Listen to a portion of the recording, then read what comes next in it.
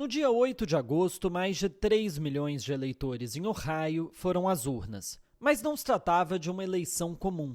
Na cédula não haviam candidatos, mas sim uma única pergunta sobre se alterações da Constituição Estadual deveriam precisar de 60% de apoio popular e não mais os 50% mais um da atualidade. Para quem olha de fora, o plebiscito pode até parecer uma mera questão técnica, burocrática, mas um tema muito sensível estava por detrás dessa iniciativa dos republicanos.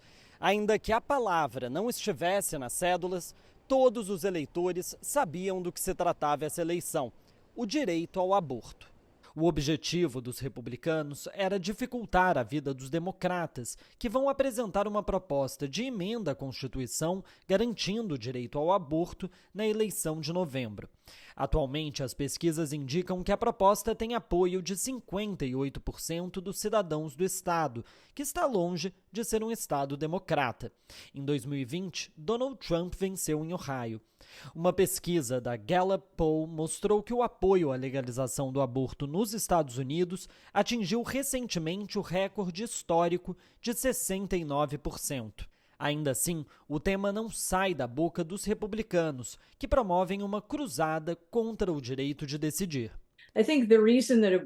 Eu acho que o motivo do aborto ser especialmente importante agora é por causa da demografia dos Estados Unidos. Os republicanos são sustentados por americanos brancos e mais velhos, em um momento em que o eleitorado não é tão velho e se torna progressivamente menos branco. De acordo com Mary Ziegler, especialista no tema, ainda que o aborto seja renegado por uma minoria da população, é também uma pauta que mobiliza a base de apoio dos republicanos. No entanto, a longo prazo, isso pode se tornar um problema para o partido.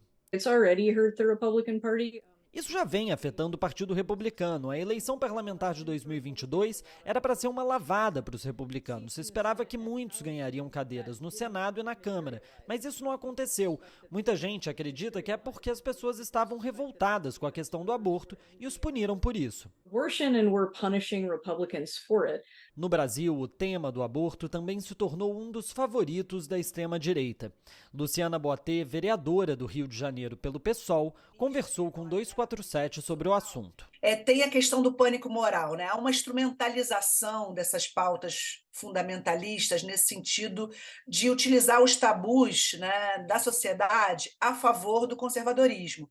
E a extrema-direita se alimenta muito dessas emoções na política que são muito incentivadas, né, especialmente como temas como aborto, drogas, que eram temas que até bem pouco tempo eram tabus, praticamente não se discutia. Luciana, que também é professora de Direito da Universidade Federal do Rio de Janeiro, é uma das autoras da DPF 442, uma ação que corre no Supremo Tribunal Federal Brasileiro e que tem como objetivo descriminalizar o aborto até 12 semanas de gestação.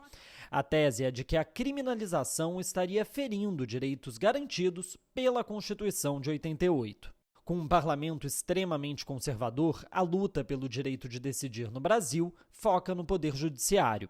Diferentemente dos Estados Unidos, 70% dos brasileiros, segundo uma pesquisa IPEC do ano passado, são contrários à legalização do aborto. Uma das questões que a gente coloca aqui é, dependendo da pergunta que você faz na pesquisa de opinião, a resposta é diferente. Então, se você for perguntar aqui no Brasil, você acha que uma mulher que faz aborto merecia ser presa? A resposta vai ser negativa. Nos Estados Unidos, desde que Roe vs. Wade, a decisão da Suprema Corte que garantiu o direito ao aborto nos anos 70, foi revertida, em todas as eleições sobre o tema, o direito ao aborto venceu.